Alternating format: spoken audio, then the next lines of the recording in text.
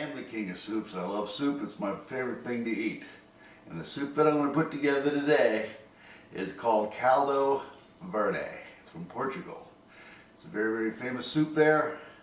And for most soup connoisseurs, this is one of the best out there. So I'm going to show you my rendition of this famous Portuguese soup, Caldo Verde. So let's get it going. Wow, there it is, the world famous Portuguese sausage, chorizo. What we're going to do is we're going to take the very ends off. This is smoked sausage, Linguiça. Cut that there, and we're just going to cut this into some nice little slices that we'll be using to make our Caldo Verde soup recipe today.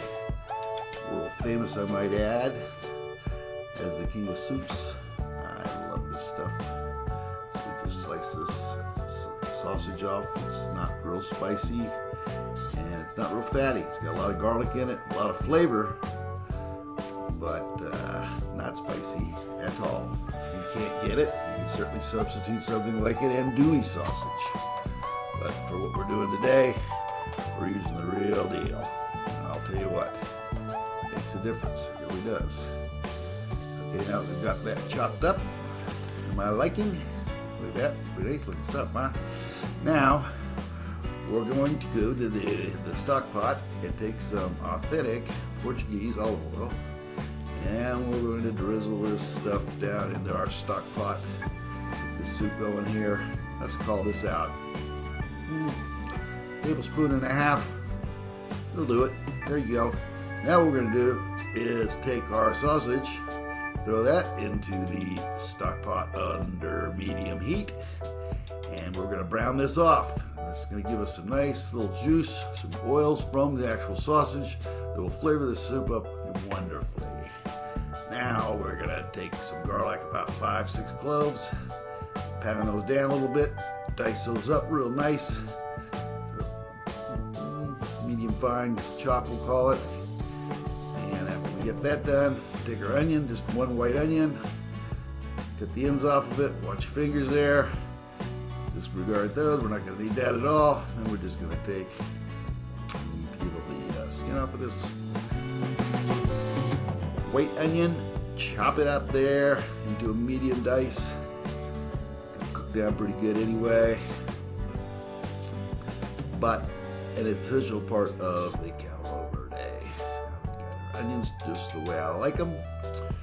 We're going to take our stock pot and spider out all of that browned off Linguiça Portuguese sausage.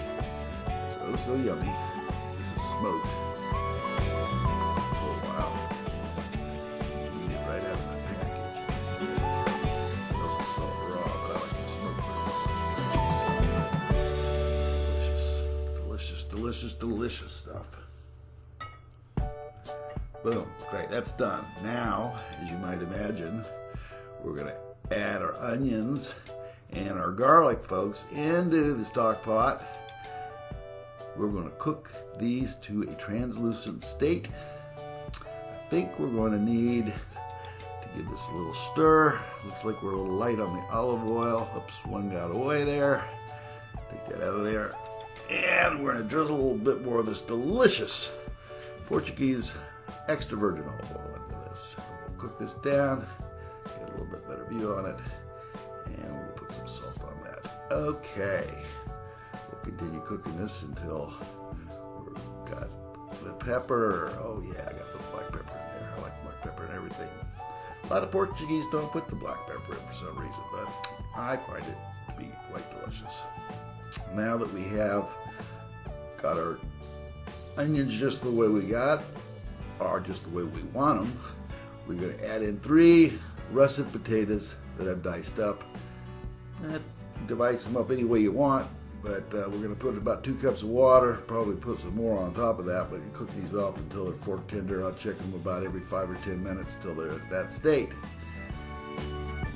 And then we're going to get out our potato mashers after these have cooked to our fork tender and just mash these up. Some people don't want a real fine mash on that. They want a little bit of potato in there. Myself, I'm gonna keep working this bad boy until this is silky smooth.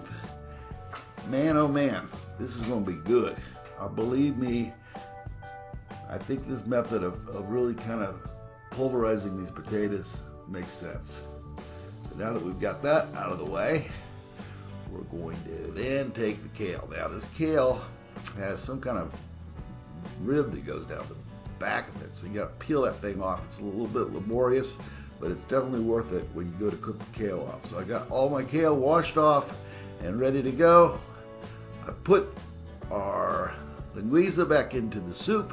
And now we're going to take this oh so healthy kale, and this stuff just kind of melts right down into the stock, and this doesn't seem like all this is going to fit, but it does for some crazy reason. But it is going to be cooked for about 30 minutes. You know, a lot of people cook it for longer. People eat kale salad. You can serve it all al dente. A little more salt, I'm sure, is going to be needed. Stir that around a little bit. You can see the luscious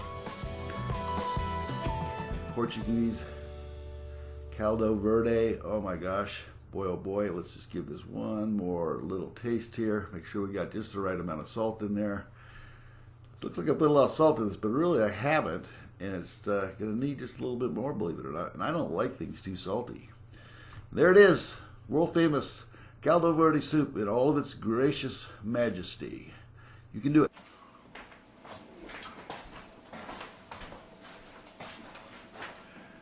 Well, folks, we're back to the tasting table, and we've just put together this Portuguese Caldo Verde recipe.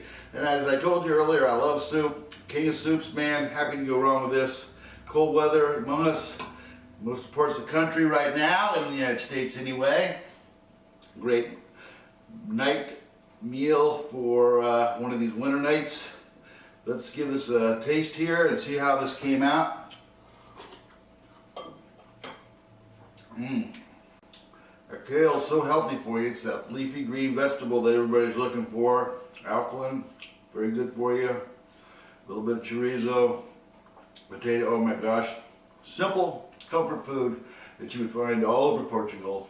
Probably one of the most famous recipes there. If you like what you see, give me a like. Tell me what you think. Give me a comment. I do appreciate you coming by. Thank all my new subscribers out there. And as always, bon appetit.